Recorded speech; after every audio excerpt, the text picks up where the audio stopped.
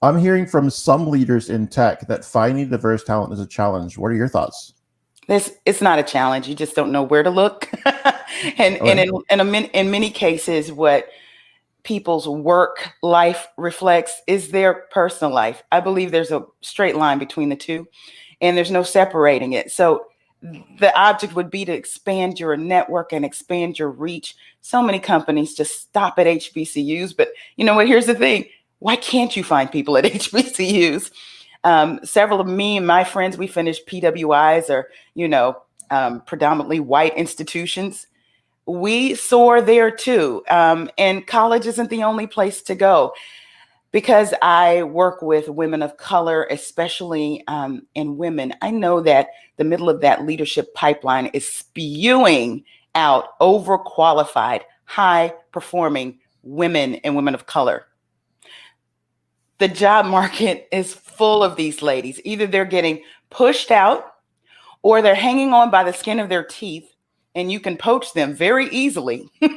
Or we are starting businesses. So there are a number of Black women, women of color who are over indexing when it comes to entrepreneurship.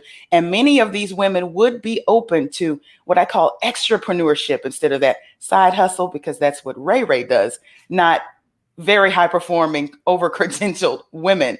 We are extrapreneurs. So we would be open to running your organization and also running our company, but you also need to be open to that paradigm.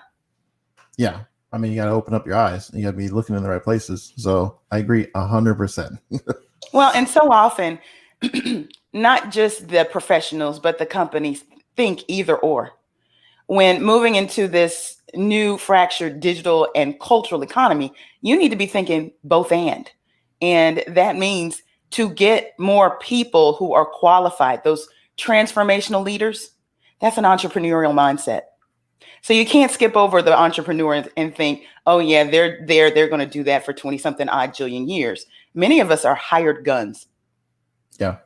And I like the idea that the path is not necessarily this like linear college pipeline, and instead, people that are entrepreneurs are going to come from all different types of, skilled through all kinds of routes, and like their path is going to be maybe more complex, but they're going to have a variety of those transitional skills that they can, take and apply in your business and be super successful. So, love, Absolutely. I love that answer. So, what do you think about the push to remove some of the, what I might call barriers, like CS degrees from many software engineering roles?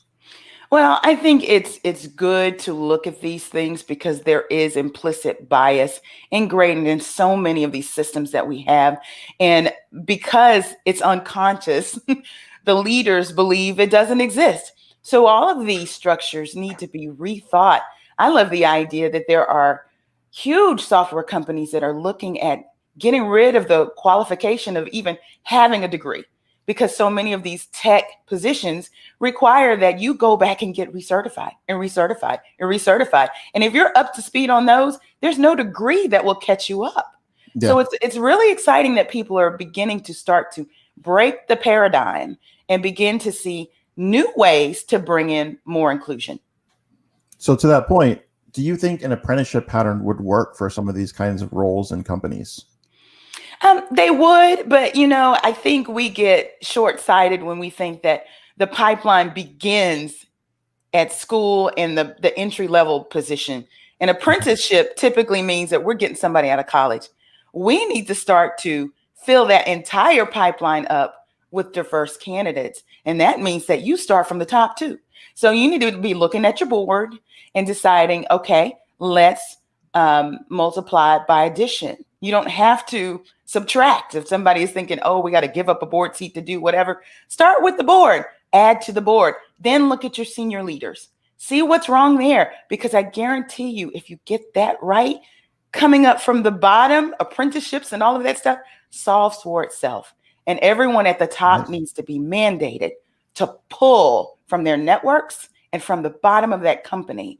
And it's really interesting because again, I look at women and women of color that are stuck in the middle, and we start to thin out around that director level, AVP, senior Absolutely. director. By the time you get to VP, especially in the Fortune 500, we begin to amazingly disappear.